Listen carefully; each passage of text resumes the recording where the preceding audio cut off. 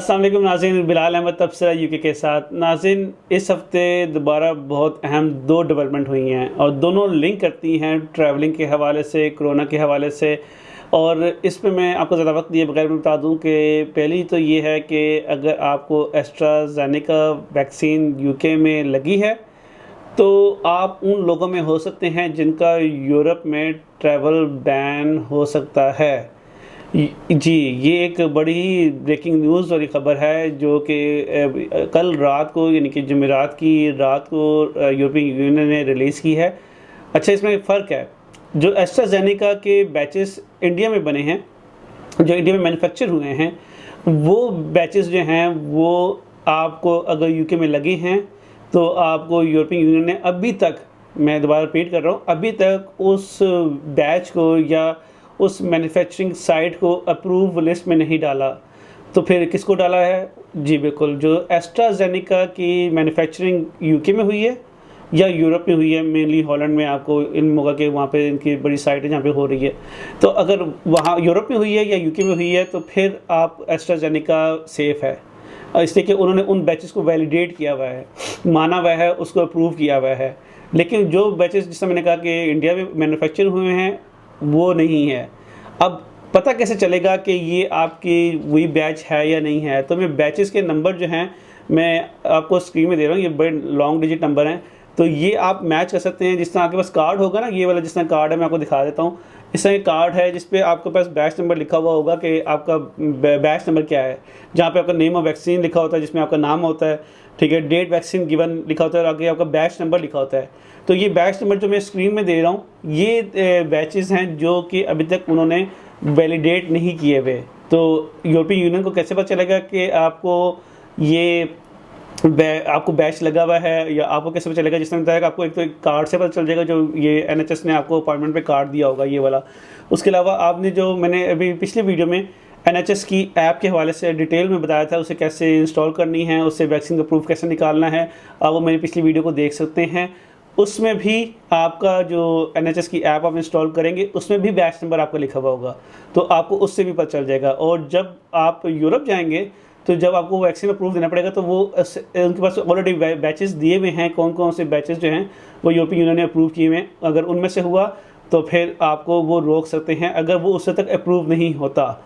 लेकिन इसमें दो लेकिन हैं। एक लेकिन ये है कि ऑल्दो कि यूरोपियन यूनियन के 27 कंट्रीज़ ने कहा है कि हम अप्रूव नहीं कर रहे अभी इस बैच को, लेकिन इंडिविजुअल कंट्रीज़ जो हैं उनके पास फिर भी ये अथॉरिटी है कि वो यूरोपियन यूनियन के डिसीजन को ओवरराइड कर दें और वो कह दें कि नहीं, चूँकि हमारा मिसाल के तौर पे हमारा मुल्क जो है वो ब्रिटिश टूरिस्ट की वजह से हमारी इकॉनमी चलती है और हम इसको अप्रूव करते ही वो आ सकते हैं, तो वो भी कंट्री इंडिविजुअली भी कर सकता है, यूरोपियन यूनियन का कोई भी मुल्क कर सकता है। लेकिन दूसरा ये है कि आपको यूरोपियन यूनियन जो है वो आपको पूरी की यूरोपियन यूनियन जो है वो अप्रूव कर देती है कि आप इस बैच के साथ आ सकते हैं।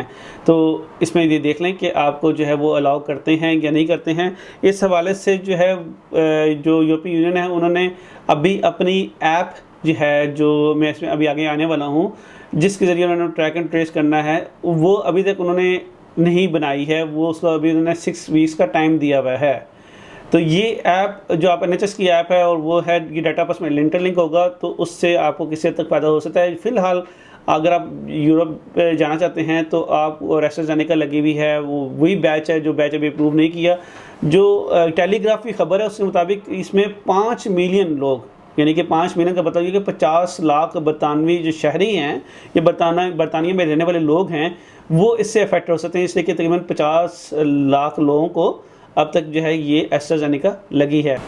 अब इस पे जो है मोस्ट लाइकली जो है इसको जो है वो डिसीजन आ जाएगा अगले कुछ दिनों और हफ्तों में। मुझे नहीं लगता कि ये बहुत बड़ा मसला यूरोपियन यूनियन कर सकती है। इस तरह ट्रैवलिंग जो है बहुत रुक जाएगी, बहुत स्टॉल हो जाएगी।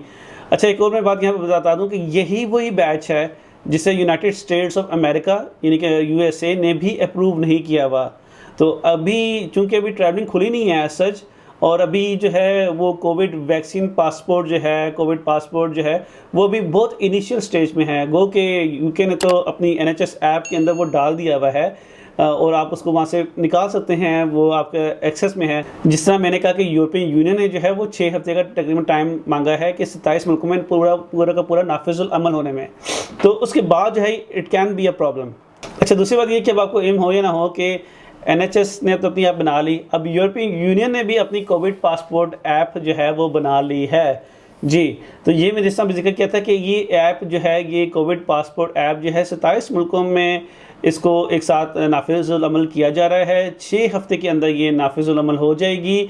इसमें जो है यूरोपियन यूनियन से बाहर के मुल्क हैं, मिसाल के तौर पर स्विट्ज़रलैंड है, वो भी इसमें शामिल हैं। तो ये यूरोपियन यूनियन और प्लस जो भी यूरोपियन यूनियन के साथ इनका अंडरस्टैंड है वो भी इन ऐप में शामिल हैं। अच्छा, इस ऐप को जो है वो कहना तो आसान है कि ये ऐप जो है बन गई है तो ये सब कुछ है, लेकिन इसका मतलब क्या है ये समझना बहुत ज़रूरी है। तो अगर इसमें देखा जाए तो ये जो सर्टिफिकेट है, ठीक है, ये आपको ज़ाहिर है ये एक्सेस देगा कि आप ट्रैवल कर सकते हैं, ठीक है। ये आपको प्रूफ देगा कि आपके पास जो है वो वैक्सीनेटेड हैं, आपके पास नेगेटिव PCR टेस्ट है अगर आप जाना चाहते हैं। दूसरा ये होता था कि मैंने स्विट्ज़रलैंड का मैंने जिक्र किया था कि 27 ममालिक जो EU के हैं उनको इन्होंने अलाउ किया हुआ है, प्लस स्विट्ज़रलैंड है, आइसलैंड है, नॉर्वे है और लाइंसशेंटन है, पता नहीं कौन सा मुल्क है ये है बहरहाल। और इसमें जो है ये 27 के 27 मुल्क और फिर आगे ये 4 मुल्क जो हैं, इनमें जो ये जो ऐप है ये बिल्कुल फ्री है, डाउनलोड है, इसके कोई चार्जेस नहीं हैं। और ये जो ऐप है ये आपके एक मुल्क विद इन यूरोप भी, ये एक मुल्क से जो दूसरे मुल्क में जाते हैं ये उसमें भी आपके लिए हेल्प करेगी, इसलिए कि आगे आने वाले दिनों महीनों में जो है ये चीज़ शर्त आने वाली है कि यूरोप के एक मुल्क से दूसरे मुल्क में भी जाना होगा। तो अभी तो PCR टेस्ट भी कहीं कहीं लागू है ना, कि अगर आपने मिसाल के तौर पे जर्मनी से हॉलैंड जाना है या कहीं से किसी और मुल्क में जाना है मिसाल के तौर पे, तो आपको कुछ ना कुछ रिक्वायरमेंट है। वो तो बाद में फिर एक रिक्वायरमेंट क्या होगी कि आपको जो है ये जो कोविड पासपोर्ट की ऐप है ये दिखानी होगी कि आप विद इन यूरोप भी ट्रैवल कर रहे हैं। ये नहीं कि यूरोप से बाहर मिसाल के तौर UK आ रहे हैं, वो नहीं, विद इन यूरोप में भी आपको ये लागू हो जाएगी। तो इसलिए ये देखना है। अगर इन्होंने जो भी डेडलाइन दी हुई है ये अभी इन्होंने कल से शुरू की है, जुमेरात से इसको शुरू किया है 1 जुलाई से, और इसको उन्होंने कहा है कि 6 वीक के अंदर अंदर हम इसको ख़त्म कर देंगे, इसको इंस्टॉल कर देंगे, नाफिजुल अमल हो जाएगी। और इसको जो है क्या ये रिकग्नाइज़ करेगी NHS के जो कोविड पासपोर्ट है, कोविड पास है जो मैंने आपसे जिक्र किया था। NHS ने उसको कोविड पास का नाम दिया हुआ है, गो के बहुत सारे लोग उसे कोविड पासपोर्ट भी कह रहे हैं, लेकिन वो NHS का ऑफिशियल नाम है, उससे कोविड पास है। तो क्या उसको EU रिकग्नाइज़ करेगा? तो EU ने बिल्कुल उसको रिकग्नाइज़ करेगा। अभी तक तो सब यूरोपियन यूनियन ने इस ऐप को जो है वो अभी तक रिकग्नाइज़ नहीं किया हुआ, लेकिन ग्रीस और स्पेन जो हैं वो यूरोपियन यूनियन के ऐसे 2 ममालिक हैं जिन्होंने इस ऐप को एक्सेप्ट कर लिया हुआ है। बाकी जो EU जो है कंट्रीज़ हैं वो इसकी देख रहे हैं, इसको रीड कर रहे हैं और इसको टेक्नोलॉजिकली जो है इसको वैलिडेट करने की कोशिश कर रहे हैं कि ये उनके लिए काबिल कबूल है, इसमें कोई इश्यूज़ तो नहीं हैं। जो EU के जो लॉज हैं सिक्योरिटी के और प्राइवेसी के उसको तो ब्रीच नहीं करता, तो इस हवाले से वो इसको भी रीड कर रहे हैं। अच्छा, इसके अलावा जो यहाँ पे यूरोपियन यहाँ UK में रहते हैं उनके पास भी हुकूमत बरतानिया ने ऑप्शन दी हुई है कि वो अगर वो अपनी यूरोपियन ऐप इंस्टॉल करना चाहते हैं तो वो भी कर सकते हैं, और अगर वो NHS की ऐप जो है कोविड पास जो है वो उसको करना चाहते हैं तो वो भी कर सकते हैं, उनमें से कोई एक भी वो कर सकते हैं।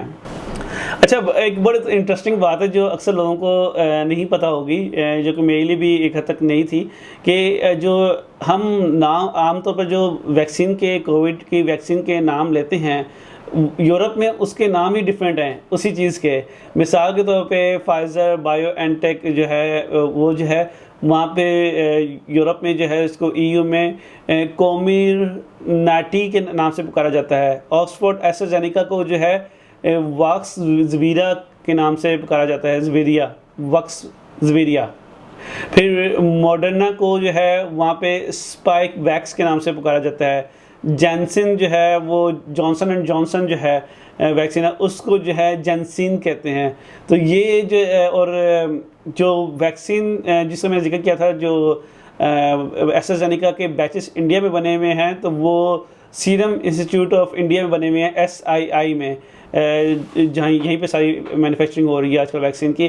तो ये वो सीरम इंस्टीट्यूट ऑफ इंडिया जो है, यहाँ पर जो वैक्सीन प्रोड्यूस हुई हैं, मैन्युफैक्चर हुई हैं, इनका बैच अभी तक वैलिडेट नहीं हुआ इस यूरोप में। इसी वजह से जो है वो हमें मसला हो सकता है। ये एक आपके लिए अपडेट थी, मैंने कहा आपको बताता जाऊँ कि आप लोग यूरोपियन यूनियन के शहरी हैं, यूरोप में रहते हैं, तो जितनी जल्दी हो सकता है तो यूरोपियन ऐप को जो है, कोविड पासपोर्ट ऐप को जो है अपने अपने मुल्क में डाउनलोड कर लें, इंस्टॉल कर लें, ताकि आपका वैक्सीनेशन का प्रूफ उसमें मौजूद हो। Thank you for watching this. अस्सलाम वालेकुम।